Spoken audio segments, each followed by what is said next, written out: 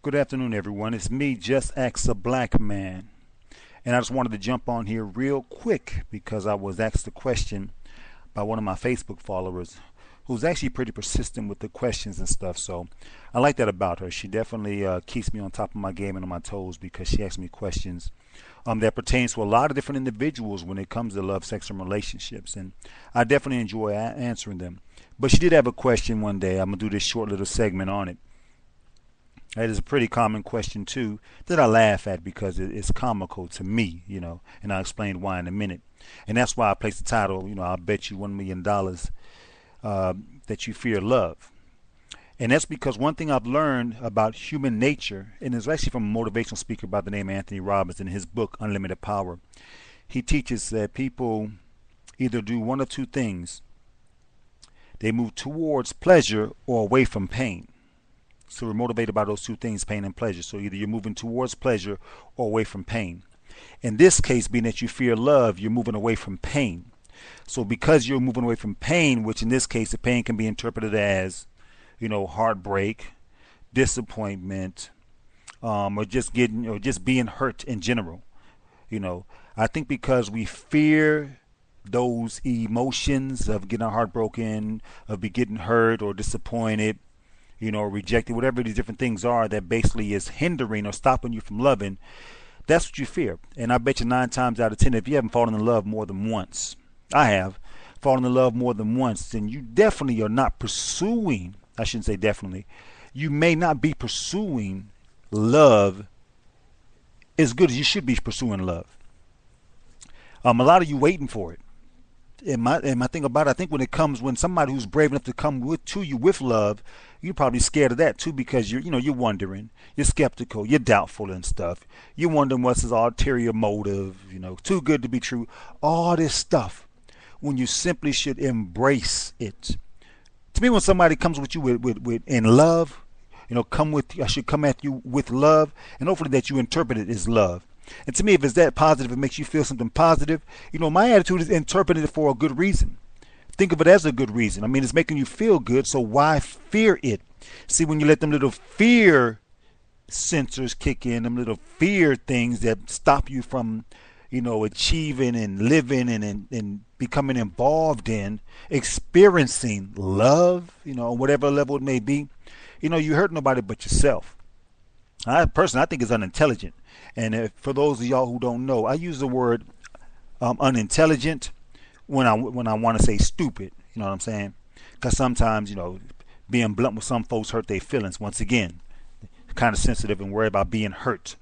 When to me, because I focus more so on all the positive emotions, because that's one thing we can choose to do, is we can choose how we feel. We can choose to be upset. We can choose to be happy. You really got to understand that. Let me give you a moment of silence for that, so that can sink in. You can choose to be happy, or you can choose to not be happy.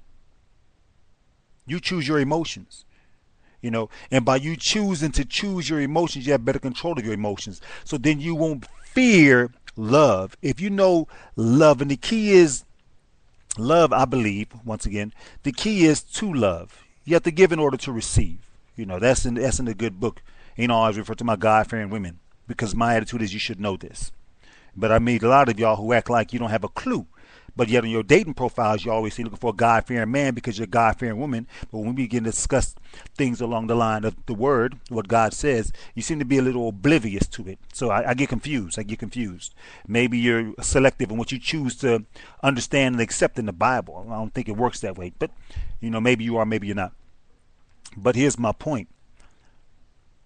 You have to give in order to receive. So my attitude is go out in love. Love, there's so many, I shouldn't say so many. There are several ways of loving. So, but you know what I mean. My attitude is if you desire to love a man, pursue that man with love. Don't pursue that man like you like him. Don't pursue that man like you find him interesting or intriguing. If that's somebody you feel you can love and you want to love, begin to love that individual. Begin to share that and show that, because love is contagious. It's contagious.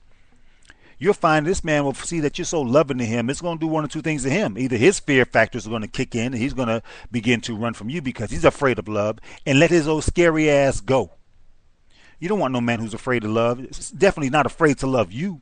See what I'm saying? Not sure of himself, not sure of his emotions, not understanding his own emotions, and afraid of what he feels because why? He don't understand it. And it's actually natural to fear the unknown. That's why you have to simply love so that you know love when it's coming at you.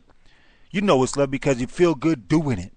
So you definitely will feel good receiving it and accept it. Whether it's for a minute, for a day, for an hour, for a year, for a lifetime. When somebody come at you in love, accept it, embrace it, live it, experience it. Quit running from it. Quit being afraid of it. Quit worried about it hurting you. You know, oh, if I love, I'm gonna get my heart broke. See, if I was in your face, I'd smack you if you said that to me. I'd smack you. Jesus ain't afraid to love you. He ain't worried about you breaking his heart. And I'm saying love in the essence of love in itself. Love being a good thing. You know, yeah, you may think Jesus may not date you, and he just might not. You know, I don't know, because a lot of you say you're married to Jesus. He got a boy. That's what's it called? Is that called bigamy or something? When you have more than one wives, Jesus must be Mormon because there's a lot of y'all women out there married to him, and I don't get it. Y'all must don't know about each other. I don't know, or he ain't telling y'all. I don't know, but I know it's a figure of speech. But my attitude is this. You know, he said to love each other too, not just him. But once again, you can't be afraid to love. You have to love. See, and understand this, and I'll smack you if you say this too. You know, he made me love him. Oh my God, I'm going to smack you. To me, love is something that is shared because we possess it. And we possess infinite amounts of it. We can never run out of love. We can never receive enough love. We were designed from love.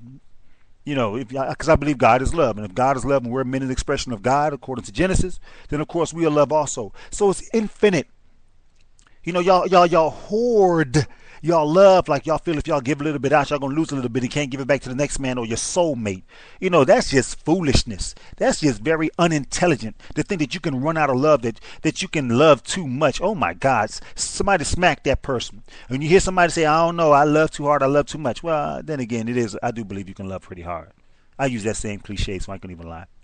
But I don't necessarily believe that we can run out of love. You know, my attitude is if I'm loving you too much, I'm just giving you more than what you need, and that's good because I like to overwhelm. It's good. I want to, the key is to go is to make you feel something that no one else has ever made you feel before. If you come at a man with overwhelming love, you notice I didn't say sex, I didn't say food, I didn't say money, I didn't say clothes, I didn't say things. I said love. And that has a lot to do with how you treat. But how you treat that man has a lot to do with how you feel about that man. So once again, that's why I said if you feel that you can love and want to love, because once again, I also believe love is a choice. You know, I don't know why y'all keep waiting. You can choose to love. You can walk into a shopping mall, into your favorite clothing store and see a dress and instantly fall in love with it. You're choosing to love. You know what I'm saying? It's possible to choose to love. So my attitude is choose to love.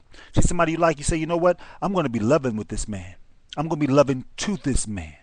This man probably don't even like me enough yet, but I'm just going to be loving. I want him to see what I can share with him. Because going back to my point, love, you can't make nobody love you. I believe love is shared because we already possess it. He already possessed it. We're basically sharing our love that we have to share with one another. We are choosing to share our love with another person. They choosing to share the love back. You know, because you know how that Janet Jackson syndrome. What have you done for me lately? You know, or and that's other cliche to say, "I'll do you if you do me." You all this waiting. Once again, you get smacked by me. You ever one of my seminars? You walk up to me, you get ready to ask me that question. Step back, because you might get smacked. All right, that's foolishness. That's unintelligence. God didn't put a limit on us loving. God didn't put a limit on us how we love each other. There's nowhere in the good book that is written. Now, yes, do not cast your pearls among swine. Yes. Now, I think that might be a little bit more physical. I don't think he said don't cast your love among swines. I don't think he meant that. Once again, that's my own personal interpretation. You know, all the ministers out there, I don't really argue, but I will debate, you know, if you want to debate it. But I don't think he meant, you know, don't cast your love upon swines. You know, pearls, I think that's to me, that's a physical thing. Well, we can get all technical with the Bible. Bottom line is this: love. Go out there, love all day, every day. You find him, say, you know what, that man, something about that man that I feel, enhance that feeling. Choose to show love. Choose to share love. Make that man know that you are even capable of loving.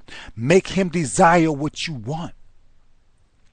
But if you fear giving love, If you fear sharing your love, ooh, I don't know how often, if at all, if ever, you're going to experience it. Because there are a lot of scared men out there. And that's one thing that I do. I basically reach out to teach the women how to teach the men. See, y'all have more influence than I do. I can go and have a seminar with men, with different men all day, every day. And they'll get it. But they may not be as encouraged or as convinced because it's a man telling them. You know, we have egos. It's for some reason, it's our nature, I'm assuming. You know, but when a woman teaches and share what I'm teaching and sharing with you to a man, it's a lot more effective. That's why people say, you need to be telling the men that. No, you need to be telling the men that. Better yet, you need to be showing the men that. You need to do it. I need you. That's why I'm reaching out to y'all to make us better so that we can do better and be better. You know, I preach that all the time. We want to do better and be better, but sometimes the majority of us do not know how to. So I'm teaching you to help teach us. You know, I believe that a woman is a backbone. I look at the great woman, Michelle Obama. She, I believe, is the backbone of President Obama. Barack Obama, that is. I believe behind every great man there's a great woman. Just like behind every good man, there's a good woman, I believe. And sometimes behind every man, there's a woman. It all depends on which level that you own. Of course, I'm destined for greatness. But anyway, back off of that. That's why I talk to y'all. That's why I share and enlighten y'all. That's why I want y'all to understand so that you can reach out to these men out here and help them to understand, because you are going to be the biggest convincer. You're going to be the biggest influencer. You're going to, when you learn to love, learn to nurture. You don't know how? Think about what makes you feel good. You are a human being. And we are too. Although we may have a different gender, I guess you'll say, part of our body that, you know, the yin to the yang. You know, we may not possess the same physical parts. You know, your chest is bigger than ours, so we call them breast. You know, our so-and-so was bigger than your so-and-so, so we call it the P thing. You know, I'm not getting too graphic on the thing. But my point is this. Don't fear love. Share love. Remember, you have to give in order to receive. Just apply that philosophy to your life. Believe it or not, apply it at some point in time. And in other areas of life too, not just in love, but in reference to what I teach and what I choose to share with women on here. Share love. You know, you do it with your kids, you do it with certain members of the church, whether you think you're doing it or not. There is a way of doing it without necessarily having to be in love to do it.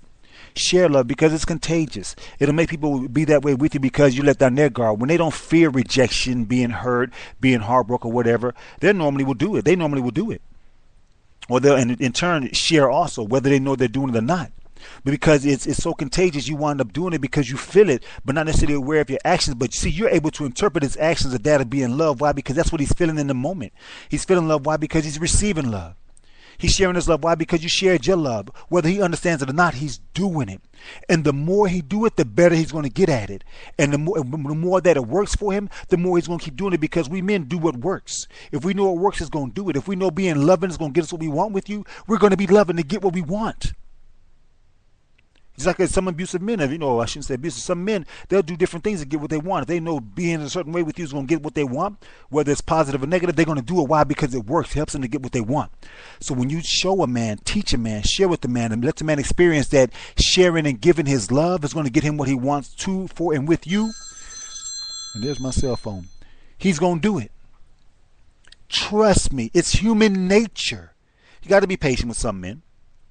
And you got to know where to cast your pearl among swines. Yeah, I use that again.